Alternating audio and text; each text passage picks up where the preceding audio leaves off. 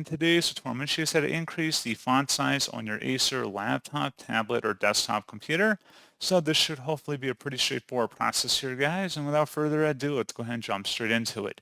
So all you have to do is open up the search menu and search for settings. Best result, come back with settings. Go ahead and open that up.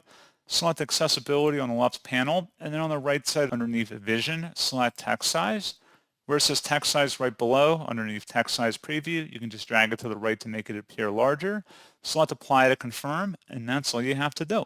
So pretty straightforward process, guys, and as always, thank you for watching. I do hope I was able to help you out, and I do look forward to catching you all in the next tutorial. Goodbye.